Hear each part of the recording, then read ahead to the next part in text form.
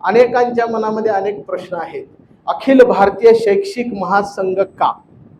अत्यंत महत्वाचा अत्यंत महत्वाचा प्रश्न आपल्या प्रत्येकाच्या मनामध्ये आहे. मग तो निदेशक संघटनेच्या मनामध्ये आहे, लिपिक संघटनेच्या मनामध्ये आहे, भांडार संघटनेच्या मनामध्ये आहे आणि वर्ग 4 कर्मचाऱ्यांच्या संघटनेच्या पदाधिकाऱ्यांच्या सुद्धा मनामध्ये आहे. सगळ्या पदाधिकाऱ्यांच्या मनामध्ये आहे.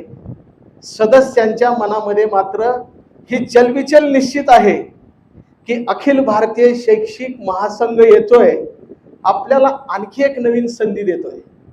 आपल्या घरामध्ये एक गाडी असते, आपण दुसरी घेतो. याचा अर्थ असा नाही की पहिली गाडी निरुपयोगी असते.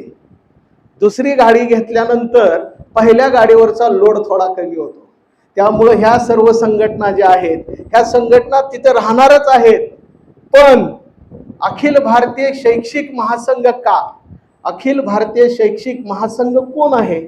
तर अखिल भारतीय शैक्षिक महासंघ हा राष्ट्रीय स्वयंसेवक संघाच्या मार्गदर्शनाखाली चालणारी देशव्यापी जगव्यापी संघटना आहे.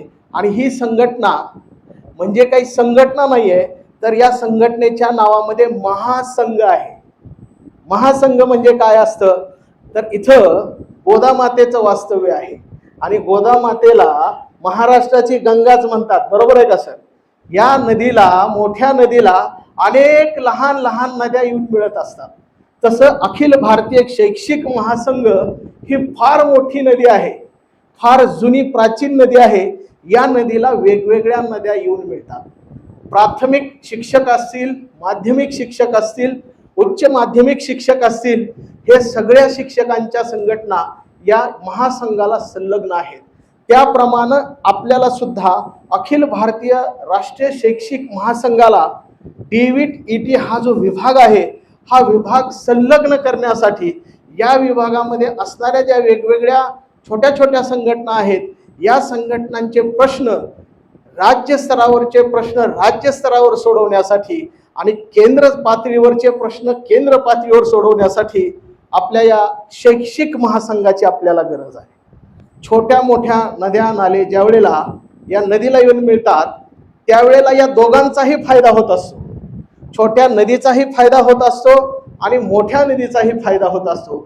छोट्या नदीला मोठ्या नदीचा हा फायदा होत असतो की छोट्या नदीची ताकद वाढत असते आणि मोठ्या नदीला हे सगळे लोक आपल्या सोबत सामावून घेत असताना मोठ्या नदीची सुद्धा ताकद वाढत असते. म्हणून कुठल्याही संघटनेने इथं असं अजिबात समजू नये की आम्ही त्यांची पदं गिळंकृत करणार आहोत, ती संघटना गिळंकृत करणार आहोत, ती संघटना मोडीत काढणार आहोत, असं अजिबात नाहीये. आजच्या आपल्या डिपार्टमेंटच्या ज्या काही प्रचलित संघटना आहेत, त्यांनी त्यांची ध्येय धोरणं ठेवून त्यांचं कार्य करत राहावं. मात्र आपल्या एका गावामध्ये 4 बँका असतात. कोणी एका बँकेचा सदस्य असतो, कोण 2 बँकाचा असतो, कोण 3 बँकाचा असतो. ज्याला जी बँक आवडते त्यानं त्या बँकेत जावं, खातं खोलावं, इतका सिंपल प्रश्न आहे. आजपर्यंत अखिल भारतीय राष्ट्रीय शैक्षिक महासंघ ही बँक SBI सारखी आहे. म्हणजे तुम्ही जम्मूला जावा आहे, तामिळनाडूला जावा आहे, गुजरातला जावा आहे, आसामला जावा आहे, कुठं जरी गेलात तरी तुम्हाला शैक्षिक महासंघ तिथं मिळेलच. हां, हे आहे की आम्ही सगळे लोक सौम्य आहोत, आम्ही लोक भडक नाही.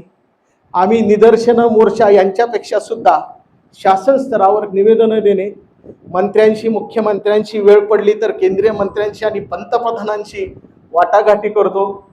त्यांच्याकडं प्रश्न नाही तर सोल्युशन सुद्धा देतो आणि त्यांच्याकडून अंमलबजावणी करून घेतो. हा इतका साधा आणि सोपा प्रश्न आहे की ABRSMच का, शैक्षिक महासंघच का? तुम्ही एखाद्या संघटनेचे सभासद असाल तर आमच्यासोबत येण्यासाठी तुम्हाला तिकडचं सदस्यत्व घालवण्याची आवश्यकता नाही. आमच्या बँकेत खातं खोलायचं असेल तिकडेही खातं ठेवा, आमच्या बँकेत सुद्धा खातं खोला. अशी कुठलीच संघटना, अशी कुठलीच बँक नाही आहे देशाच्या पातळीवर की जे म्हणते फक्त माझ्याच इकडं सदस्य व्हा आणि समजा उद्या बँक बुडली तर ती. लक्षात ठेवा, नॅशनलाइज बँक बुडत नसते. छोट्या छोट्या बँका बुडू शकतात, त्यांची मान्यता कधीही जाऊ शकते. मी तुम्हाला इथं सांकेतिक भाषेमध्ये एवढंच सांगतो की 5 लाख सदस्य अखिल भारतीय राष्ट्रीय शैक्षिक महासंघाचे आहेत.